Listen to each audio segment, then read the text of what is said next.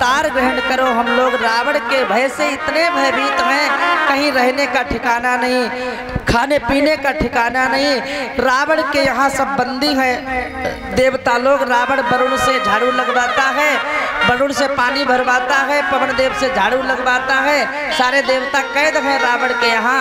प्रभु दया करो, कृपा करो, भगवान हमको उबारो। भक्तों की पुकार सुन करके, देवताओं की पुकार सुन करके ब्रह्मवाणी हुई। ब्रह्मवाणी माने भगवान की वाणी। ब्रह्मवाणी ने कहा, आए देवताओं, डरने की आवश्यकता नहीं है, डरो मत संसार में किसी से। मानो भगवान ये कह रहे हैं कि जब ऊपर वाला हमारे साथ है तो डरने की क्या बात है। भगवान ने आदेश दे दिया देवताओं, जनि डर पहु मुनि सीत सुरे तुम्हें लागे धरि जनि डर पहु मुनि सीत सुरे तुम्हें लागे धरि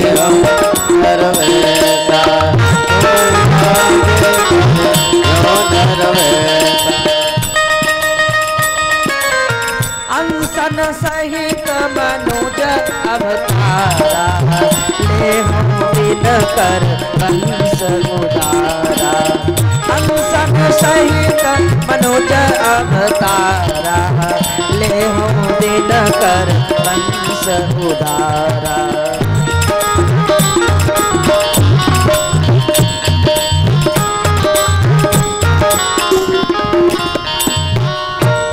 ब्रह्मवाणी हुई, जनि डर पहु मुनि सिद्ध सुरेशा।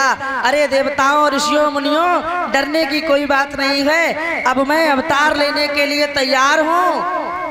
कहाँ अवतार होगा भगवान का? तो प्रभु ने कह दिया, अंसन सहित मनुज अवतारा लेहु दिनकर वंश उदारा। सूर्य नारायण के वंश में, रघुवंश में मैं शीघ्र अवतार लेने आ रहा हूँ। आप लोग डरो मत।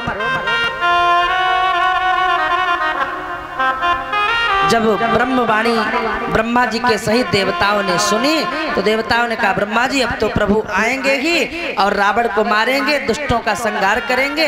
अब हम लोग चल करके कहीं होटल पे बढ़िया डोसा खाएं, अब हमें क्या चिंता। ब्रह्मा जी ने कहा, सुनो देवताओं, तुम लोग इतने आलसी हो कि जब तुम्हें भोग मिल जाते हैं, स्वर्ग मिल जाता है तो तुम पड़े पड़े खाते हो, और बाद में जब कोई दैत्य तुम्हारा स्वर्ग छीन लेता है तब तुम फिर चिल्लाने लगते हो, भगवान कृपा करो, दया करो। अरे भगवान तो अवतार लेंगे ही, लेकिन भगवान सब कुछ करें उससे पहले आप लोग भी राम काज में थोड़ी सहायता करो। अपने अपने अंश से बानर बन करके और किष्किंधा में जाकर के प्रभु के आगमन का इंतजार करो।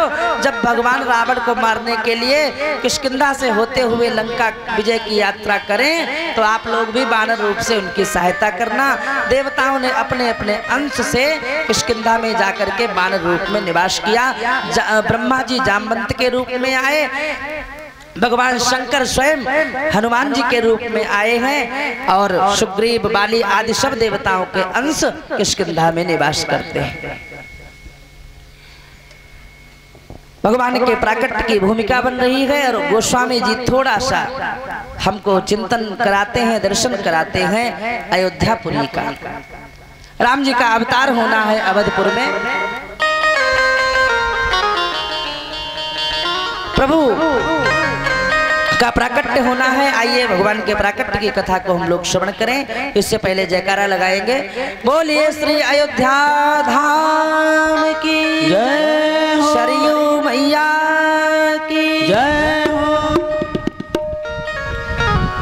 बड़ा सुंदर वर्णन है हमारे प्रभु रघुवंश में अवतार लेते हैं। प्रसंग गोस्वामी जी बड़ा सुंदर वर्णन करते हैं, आप लोग भाव से सुनिए। अवधपुरी रघुकुल मणिराहो, अवधपुरी रघुकुल मणिराहो, वेद विदित देहि दशरथ नाओ, वेद विदित दशरथ नाओ, अवधपुरी रघुकुल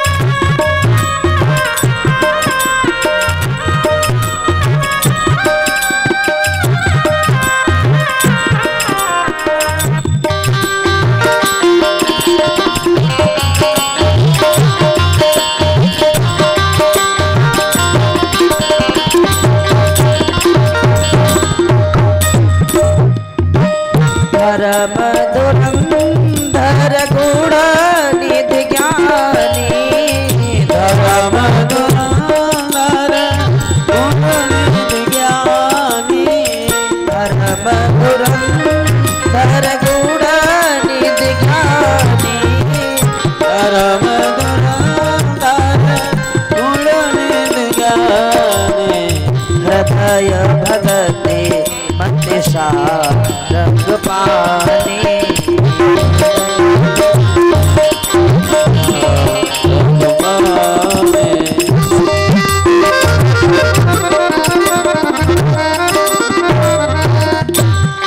अवधपुरी रघुकुल मणि राव। अयोध्या हमारे ही देश में उत्तर प्रदेश में एक क्षेत्र है जिसका नाम है अवधपुर। अवधपुरी के राजा हैं चक्रवर्ती सम्राट महाराज दशरथ। वेद विदित तेहि दशरथ नाम।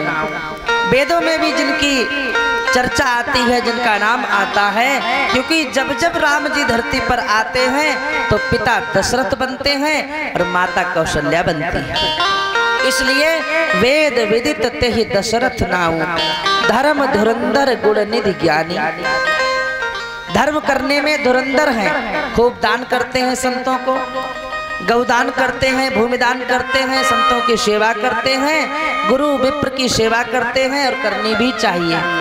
धर्म को बचाने वाला, धर्म कोई रक्षा करने वाला, धर्म करने वाला अगर संसार में कोई कुल है तो वो है क्षत्रिय कुल।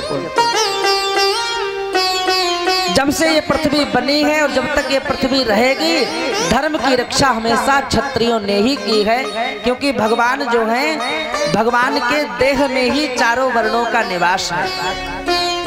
भगवान का मुख ब्रह्मा है, भगवान का जो मुख है वो ब्राह्मण है, भगवान की भुजाएं क्षत्रिय हैं, भगवान का उदर वैश्य है और भगवान के चरण शूद्र हैं। आपने देखा होगा जब कोई हमारे ऊपर प्रहार करता है तो रक्षा हाथ ही करते हैं। ब्राह्मण धर्म का प्रतीक है और धर्म के ऊपर जब कुठाराघात होता है, धर्म की हानि होती है तो क्षत्रिय रूपी भुजाएं ही उस धर्म को संभालती हैं। क्षत्रिय कुलभूषण महाराज दशरथ जी हैं, धर्म करने में बहुत अग्रणी हैं। हृदय में प्रभु की भक्ति है। 3 मुख्य रानियां हैं, कौशल्या, कैकेयी और सुमित्रा। बाकी कहीं कहीं ऐसा वर्णन है कि महाराज दशरथ को 350 रानियां थीं। किसी किसी रामायण में ऐसा भी वर्णन है कि महाराज दशरथ को 700 रानियां थीं। पहले के राजा महाराजा कई रानियों के पति हुआ करते थे और इन राजाओं को सुनकर के आप लोग मत प्रेरणा ले लेना कि पहले के राजा इतने रखते थे तो हम भी रख लेने, ऐसा मत करना। कलयुग में राम जी ने एक के लिए ही उपदेश कर दिया है, एक नारी व्रत रत सब झारी। एक नारी से ही जीवन मंगलमय होगा और 2 3 4 हो गई तो फिर दुर्दशा हो जाएगी। ऐसे महाराज चक्रवर्ती सम्राट दशरथ चक्रवर्ती सम्राट हैं। रुपया की, पैसा की, सेना की, सेनापतियों की, खजाने की, धन की, दौलत की, हाथी घोड़ा की, किसी चीज की कोई कमी नहीं है। हजारों महल हैं, हजारों सेनापति हैं, हजारों नौकर चाकर हैं, हजारों रथ रब्बे हैं, लेकिन महाराज के जीवन में एक बहुत बड़ी कमी है। भाव से आप लोग श्रवण करें। ये संसार ही ऐसा है, भगवान राजा आपको बना देंगे फिर भी कोई न कोई कमी जीवन में रह जाएगी। आपने देखा होगा संसार में कोई अपने शरीर से दुखी है, घुटनों में बहुत दर्द, बैठना मुश्किल। कोई अपनी औलाद से दुखी है, बात नहीं मानती है। कोई अपने लड़के बच्चे बहू से दुखी है, उनके चाल चलन से दुखी है। कोई इसलिए दुखी कि पैसा नहीं हमारे पास, कोई इसलिए दुखी कि पैसा तो है लेकिन डायबिटीज है, कुछ खा नहीं सकते, बीपी हाई रहता है, टेंशन रहती है। तो इस संसार में कोई ना कोई दुख हर किसी को व्याप्त है, चाहे वो राजा हो चाहे वो रंक हो। कोई तन दुखी, कोई मन दुखी, कोई धन बिन रहत उदास, थोड़े थोड़े सब दुखी सुखी राम जी के दास। कोई ना कोई अभाव हर व्यक्ति के जीवन में है। तो चक्रवर्ती सम्राट महाराज दशरथ के जीवन में भी एक बहुत बड़ा अभाव है। और क्या अभाव है कि इनके घर में कोई संतान नहीं है। गोस्वामी जी बड़ा सुंदर प्रसंग का वर्णन करते हैं। एक बार भूपति मन माही, एक बार भूपत मन माहे, एक बार मोरे सुत नाही भई गलानी, मोरे सुत नाहे। एक बार भूपति मन माही, एक बार भूपति मन माहे, भई गलानी, मोरे सुत नाही भई गलानी, मोरे सुत नाहे, भई गलानी। महाराज के पुत्र नहीं है। एक पुत्री है शांता नाम की, जो श्रृंगी ऋषि के साथ ब्याही गई। पुत्र ना होने के कारण मन ही मन बड़े दुखी रहते हैं। एक बार कौशल्या जी ने कहा, स्वामी आप कुछ विचार नहीं करते हो क्या? हमारे राजमहल के दीपक हमेशा हमेशा के लिए बुझा दिए जाएंगे क्या? हमारे कुल में हमारे नाम को बढ़ाने वाला कोई, हमें जल देने वाला कोई पुत्र हमारा नहीं होगा?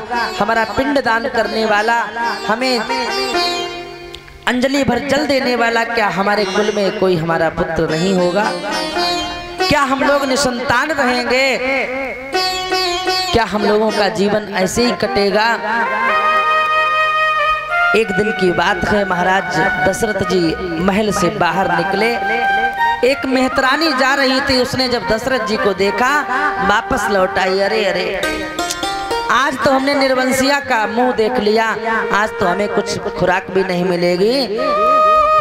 उस मेहतरानी के मुख से ऐसे वचन सुने, दशरथ जी ने बहुत हृदय में पीड़ा का अनुभव किया। कौशल्या जी से कहा, सुनो, गांव के मेहतर भी आज हमारे लिए देख करके मुंह छिपा लेते हैं कि रे इस नरवंशिया का मुंह नहीं देखना चाहिए। पता नहीं कब हमारे ऊपर कृपा होगी, हम क्या करें, कहाँ जाएं? निसंतान हैं हम, कोई पुत्र नहीं, कोई पिंडदान करने वाला, जलदान करने वाला नहीं। बुढ़ापा आ गया है, चौथापन आ गया है, अब तो चला चली की बारी है। कब प्रभु कृपा करेंगे?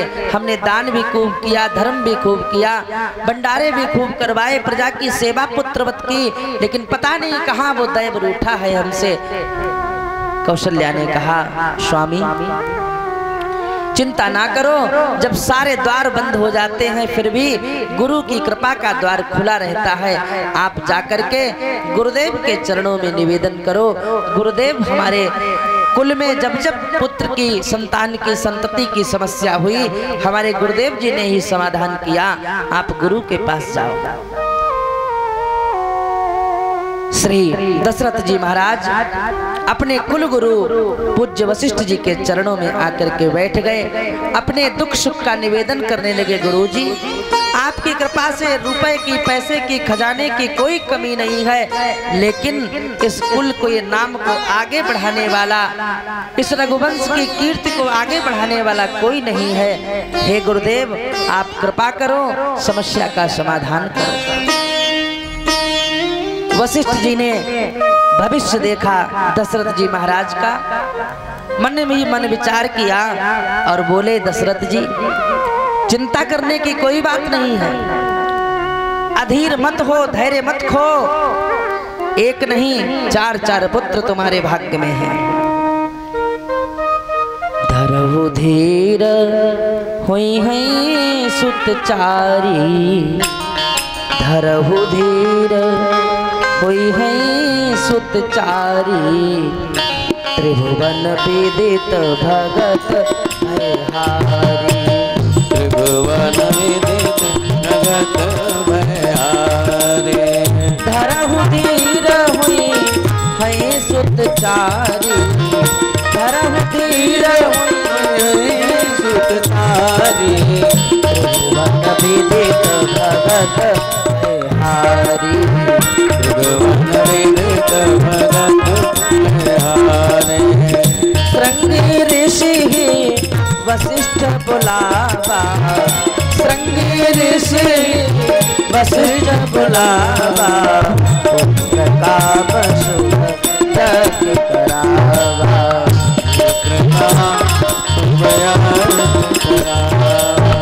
वशिष्ठ जी ने कहा राजन धरहु धीर हुई है सुतचारी।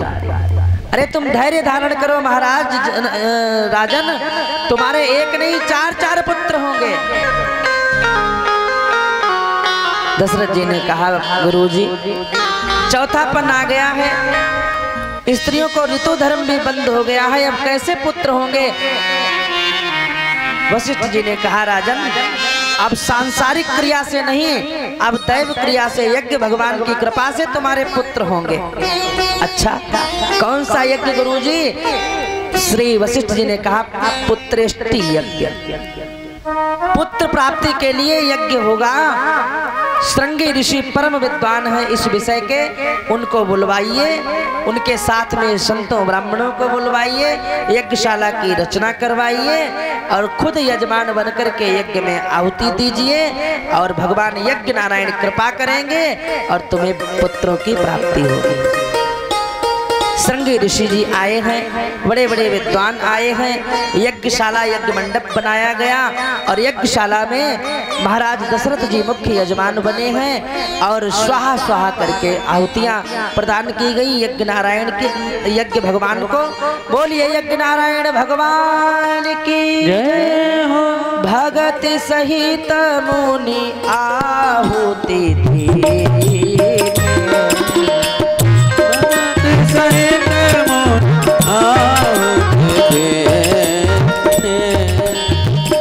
भगत सहित मुनि आहुति दीने प्रगट अग्नि धरु कर लीने।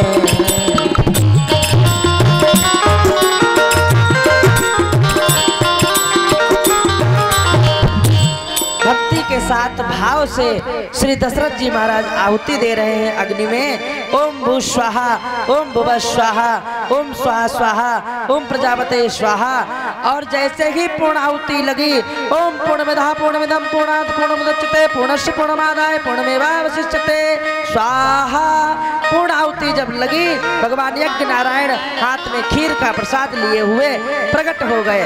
बोलिए यज्ञ नारायण भगवान की जय हो। पायस का प्रसाद यज्ञ नारायण भगवान की कृपा से दशरथ जी को प्रदान किया गया। दशरथ जी ने कौशल्या सुमित्रा और कैकेयी को वो प्रसाद वितरित कर दिया। अर्ध भाग कौशल्य ही दीन्हा, पूरी खीर का आधा भाग कौशल्या जी को प्रदान किया गया। जो आधा भाग बचा उसके 2 भाग किए गए, एक भाग माता कैकेयी को दे दिया गया। अब जो चौथाई भाग बचा था उस भाग को दैव योग से एक चील ले गई और सुमित्रा जी का भाग बचाई नहीं। सुमित्रा जी चिंता में पड़ गई कि हाय रे मैं कितनी अभागिनी हूँ कि मेरा भाग और एक पक्षी लेकर के उड़ गया, अब मुझे क्या प्राप्त होगा। तब कैकेयी और कौशल्या ने अपने अपने भाग में से सुमित्रा जी को 2 भाग प्रसाद प्रदान किया। सुमित्रा जी ने कहा बहन आपकी कृपा से मुझे अगर 2 पुत्र प्राप्त हुए तो एक पुत्र आपके पुत्र की सेवा में, एक कैकेयी अम्बा के पुत्र की सेवा में मैं लगा दूंगी। और जो भाग चील लेकर के उड़ गई थी उसी भाग से कालांतर में श्री हनुमान जी महाराज का जन्म हुआ। कथा आती है श्रीमद् भागवत महापुराण में, श्री भक्तमाल में कथा आती है ऐसी कि जो प्रसाद लेकर के चील उड़ी वो प्रसाद कालांतर में माता अंजनी को प्राप्त हुआ और अंजनी के गर्भ से श्री हनुमान जी महाराज प्रकट हुए। कहीं कहीं ऐसा भी वर्णन है कि आधा प्रसाद कौशल्या जी को मिला, आधे के 2 भाग हुए, एक भाग कौशल्या को, एक भाग सुमित्रा को प्रदान किया गया। कैकेयी और सुमित्रा को पायस के प्रसाद के प्रभाव से रानियां गर्भवती हुई। धीरे धीरे समय आगे को बढ़ने लगा और यज्ञ नारायण भगवान की कृपा से तीनों माताओं ने गर्भ को धारण किया।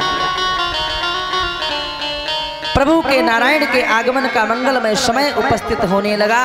अयोध्या में साधु संत आकर के राम नाम की माला जपने लगे हैं और बड़ा सुंदर प्रभु के प्राकट्य का अवसर उपस्थित हुआ।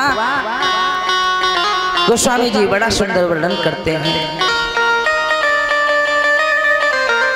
नवमी तिथि मधुमास पुनीता, नवमी तिथि मधुमास पुनीता, शुक्ल पक्ष अभिजित हरि प्रीता, शुक्ल पक्ष अभिजित हरि प्रीता, नवमी तिथि मधुमास पुनीता, नवमी तिथि मधुमास पुनीता, शुक्ल पक्ष अभिजित हरि प्रीता, शुक्ल पक्ष अभिजित हरि प्रीता, मध्य दिवस शीत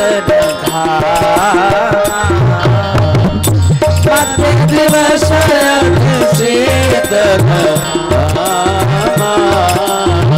पावन काल लोक विश्रामा, पावन काल लोक विश्रामा। अगहन का महीना बीता, पौष का महीना बीता, माघ का महीना बीता, फाल्गुन बीते और चैत्र का पावन महीना आ गया। चैत्र मास में हमारी प्रकृति अपना रंग बदलती है, प्रकृति नई हो जाती है। चैत्र के मास में हमारी धरा जो है वो स्वर्ण रंग से रंग जाती है, गेहूं की फसल पकने वाली होती है, आम के पेड़ों में बौर आ जाता है, नदियों का जल निर्मल होने लगता है, वृक्षों के पत्ते नए नए आने लगते हैं और पूरी प्रकृति एकदम हरी भरी होने लगती है। मधुमास नाम है। वसंत ऋतु का मंगलमय समय, चैत्र मास का पावन महीना। कौशल्या माता भवन में विराजती हैं। जब से गर्भवती हुई हैं, जब से गर्भ में प्रभु आए हैं, तब से कथाएं सुनती हैं, भगवान की जाप करती हैं, भगवान के नाम का चिंतन करती हैं, प्रभु के नाम का गुरु मंत्र का जाप करती हैं।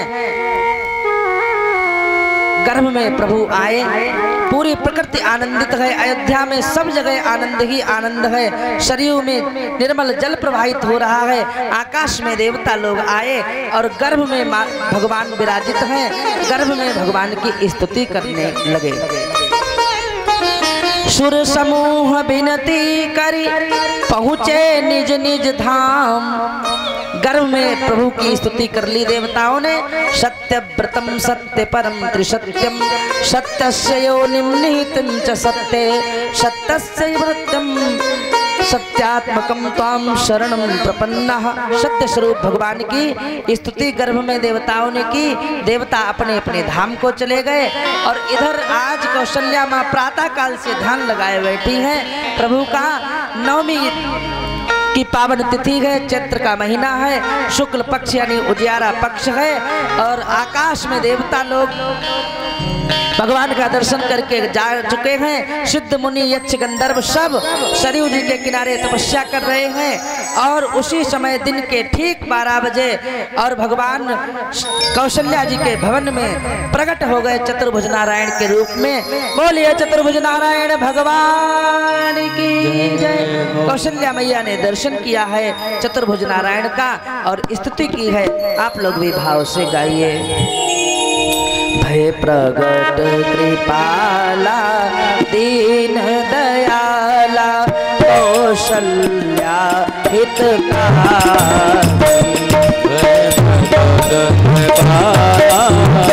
दीन दयाला कौशल्या हितकारी। हरे मुनि मनहारे अद्भुत रूप निहारे। हर्षित महतारे मुनि मनहारे अद्भुत रूप निहारे। आज खरसुलिया में भगवान आए हैं तो आप लोग भी भाव से ताली बजाते हुए गाइए प्रभु को।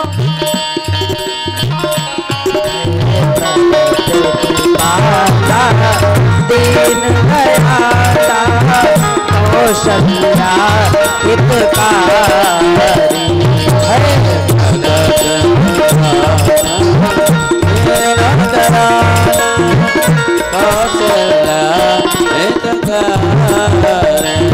हर्षित महतारी मुनि मनहारी अद्भुत रूप भिखारी।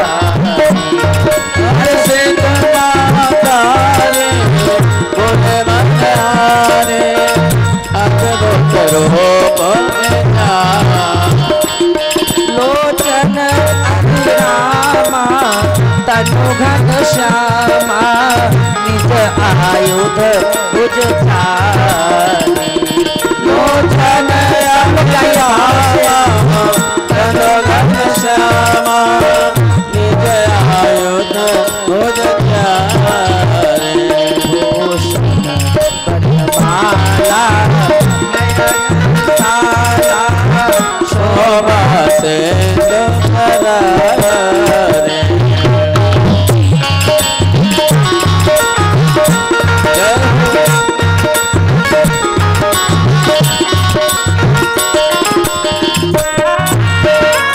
भगवान कौशल्या जी के भवन में प्रगटे हैं।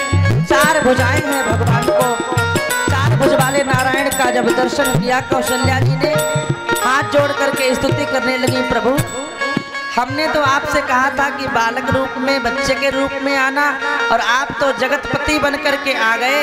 एक हाथ में शंख है, एक में चक्र है, एक में पद्म है, एक में कमल का फूल है।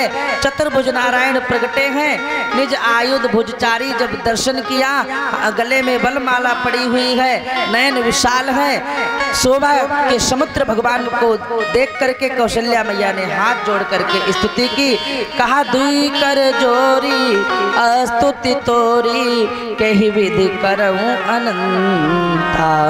माया गुण ज्ञाना तीत अमाना वेद पुराण भनंता।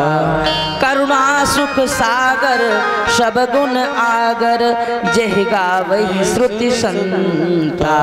जिसका शास्त्र वेद पुराण गान करते हैं वही करुणा के सागर सुख के सागर भगवान।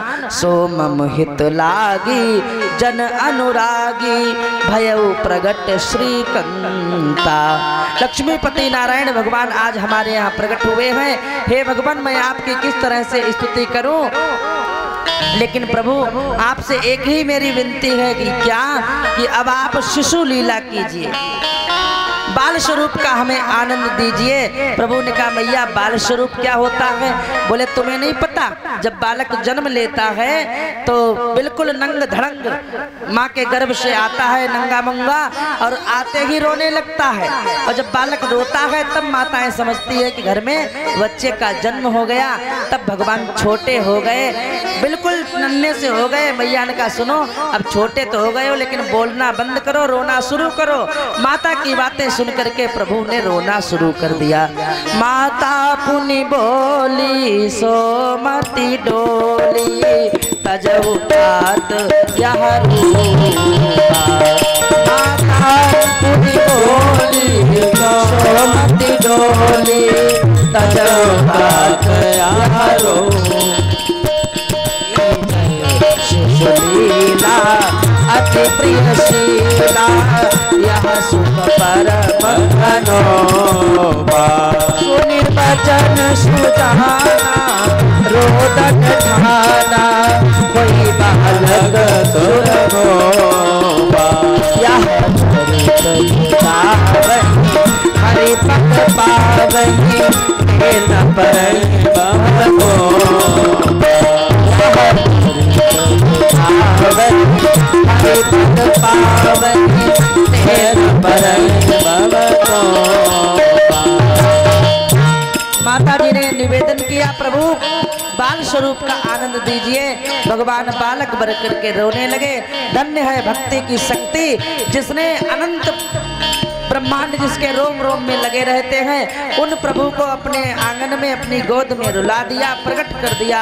बोलिए कौशल्या आनंद वर्धन भगवान की जय हो। राम लला सरकार की जय हो। विप्रधेनु सुर संत हित लीन मनुज अवतार निज इच्छा निर्मित तनु माया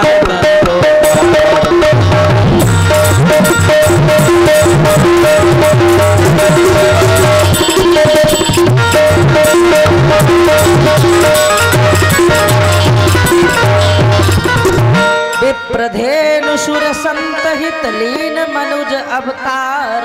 भगवान ने ब्राह्मणों की, गौओं की, देवताओं की और अपने भक्तों संतों की रक्षा के लिए मनुष्य रूप में अवतार लिया। प्रभु का अवतार हुआ। रुदन की आवाज जब रानियों ने सुनी तो जाकर के महाराज चक्रवर्ती सम्राट दशरथ जी को सूचना दी, महाराज की जय हो, महाराज की जय हो। महाराज परम प्रसन्नता से आसन पर विराजमान है। दासी ने कहा, महाराज बधाई हो, बधाई हो। महाराज ने कहा, अरे बधाई हो, किस बात की बधाई हो? अरे बोले पहले बधाई दो तब बताऊंगी काहे की बधाई। हमारे जो कार्यकर्ता लोग हैं ना, वो भी थोड़ा हमारे भाई बंधुओं को बधाई दो तब आगे कथा सुनाएंगे, नहीं तो यहीं आरती करा देंगे। हमारे जो व्यवस्थापक हैं सारे लोग, अनूप भैया, जयेंद्र भैया, रणंजय भैया और भी जो दीपक भैया वगैरह वगैरह, आज तो मुझे ऐसा लग रहा था कि कथा होना मुश्किल हो जाएगा, क्योंकि रात में इतने पवन देव प्रसन्न हो गए कि पूरा पंडाल गिर गया। वर्षा आई, पूरा पंडाल धराशायी। हमारे यजमान जी सुबह आए तो नक्शा बदला हुआ। बोले पंडित जी कथा हो गई? हमने हाँ हो गई। ये जितना पंडाल आप देख रहे हैं सब गिर गया था। काफी मेहनत करके बच्चों ने पंडाल को फिर से लगाया। दासी आई, कहा महाराज की जय हो, अभी कोई उठ के जाना मत, बहुत कथा शेष है अभी। बधाई हो महाराज, बधाई हो। दशरथ जी प्रसन्न हो गए। बोले भैया काहे की बधाई, क्या बात है, समाचार बताओ। तुरंत ही महलों में रुदन की आवाज सुनकर के दासी ने जाकर के महाराज को समाचार दिया, महाराज आपको बेटा हुआ है, पुत्र हुआ है, जय जयकार हो, आपकी जय जयकार हो। दशरथ जी परमानंद में डूब गए। परमानंद पूरी मन राजा कहा बुलाई पूरी मन राजा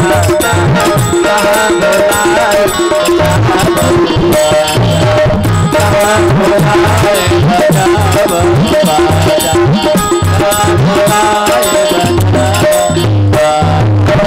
जाकर नाम सुनत शुभ हो, जाकर नाम सुनत शुभ हो, मोरे आवाज सो।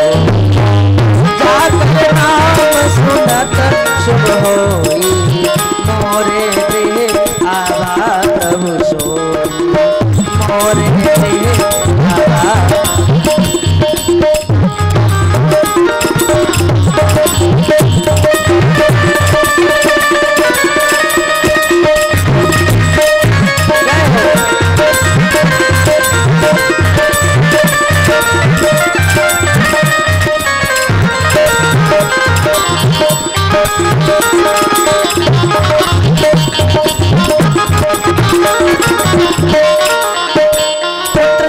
जब समाचार दशरथ जी महाराज ने सुना तो दशरथ पुत्र जन्म सुनि काना मानव ब्रह्मानंद समाना। और दशरथ जी ने कहा भैया ढोल नगाड़े बाजे बजवाओ, ब्राह्मणों को बुला करके दान करो। और दान करने लगे महाराज दशरथ जी। सुमन से देवता लोग आकाश से सुमन की वृष्टि करने लगे, अप्सराएं नाचने लगी, संत जन मुनि जन विप्रजन सब आनंद में मगन है। दशरथ जी के यहाँ रामलला के आगमन का उत्सव मनाया जा रहा है। बोलिए रामलला सरकार की जय। तब तक महलों से समाचार आया कि महाराज कैकेयी को भी एक पुत्र की प्राप्ति हुई है। पुनः समाचार सुमित्रा जी के महल से आया, महाराज की जय हो, सुमित्रा मैया ने 2 पुत्रों को जन्म दिया। अब एक एक अंगना में 4-4 ललना, परम आनंद है। बोलिए दशरथ जी महाराज की जय, कौशल्यानंद वर्धन सरकार की जय।